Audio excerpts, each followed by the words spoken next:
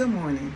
Has anyone else wondered why our Father in heaven, our Creator, took Enoch to heaven instead of allowing him to pass away like all the other children of God?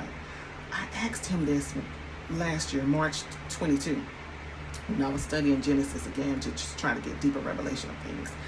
And I asked him that question, and he said, read it again, chapters 4 and 5, but this time pay attention to pattern. So I did. Okay, so Adam and Eve had Cain and Abel. Cain killed Abel. Adam and Eve had another son, Seth. Seth. Okay, so and then Seth had a son named Enos. Okay, so in 4 and 26 of Genesis, it said that when Enos was born, men began to call on the name of the Lord. Prior to that, it was just all about relationship. No, that name wasn't that important. I'm sure it was important, but it wasn't that important. Men were not calling on his name. It was just all about relationship. And so that's what the Father was trying to let me know. This week, maybe a couple of weeks ago, I was studying again, and I was asking him, I told him that I was uncomfortable because I know that research is coming out, that truth is coming out, and we know that his name is what we're calling him right now is probably not his original name, and I want to know his original name. Like, I want to just know everything. So he was trying to let me know that name is not as important as relationship. Yes, we know there's power in the name of Jesus, all that came later, but overall he'd rather have a solid, trustworthy, dependable, loving relationship with his creation. So between Enos, and Enoch, men were just those sons in between there. I think it was Canaan, Mahalalel, and Jared. They had sons and daughters who called them father, but it never clicked in them to have that fatherly relationship with their creator, with the Father in heaven. They were just focused on, as long as they were called by his name, that's all that was important to them. That was it. But when Enoch was born, when Enoch had his first son, which was Methuselah,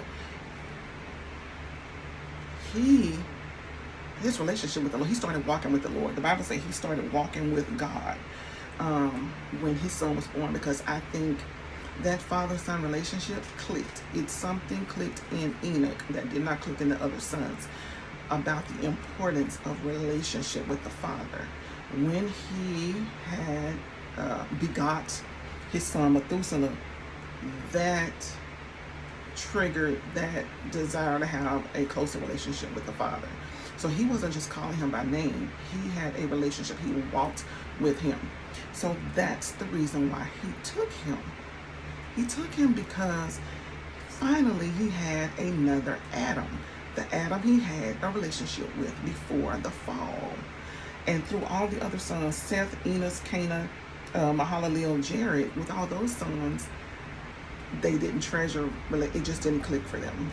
The whole father-son relationship. But when Enoch came, it literally clicked, like the importance of that father-son relationship. And when I say father-son, I mean father creation, not just men.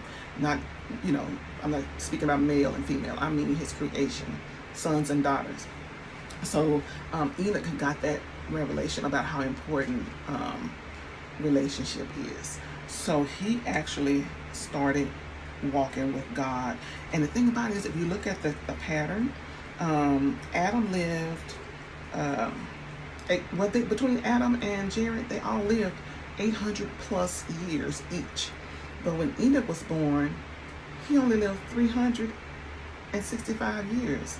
They lived so much longer than him, because the Father was giving them a chance to come to themselves and realize how important relationship is, and how he wanted to walk with them. He wanted to talk with them. He wanted to have that close relationship with them. But it didn't click with them. It clicked with Enoch. And so when it clicked with Enoch, the Lord treasured that. He had his Adam back. And we know that, as the Bible goes further, Jesus is the new Adam. Actually, Enoch was the Adam. He was the next Adam, really, in relationship, because he was the one that treasured that relationship with the Father, the Creator. And the Lord took him. He took him at 365 when all of the other sons lived 800 plus years. And what the understanding that I got from that, all of that after that, is he didn't want Enoch. He didn't want to risk Enoch being here amongst his creation who only revered his name. He didn't want him to be tainted by that mentality. So as Enoch was reverencing him and treasuring the relationship, he called him up out of here before he could change. So that's the revelation he gave me. Like, that blew my mind, that our Father has feelings and he wants relationship with us. Like, he treasures relationship. Yes, name is very important. Above all, relationship is what he wants. He wants us to talk to him. He wants us to put him first and consider him before we make decisions. He wants us to lean and depend on him for all things. He wants to talk. He wants a relationship. He wants us to listen. He wants us to obey. He has feelings and emotions. Bottom line, he wants you, and he wants a relationship with you. So let's work on it. Bye.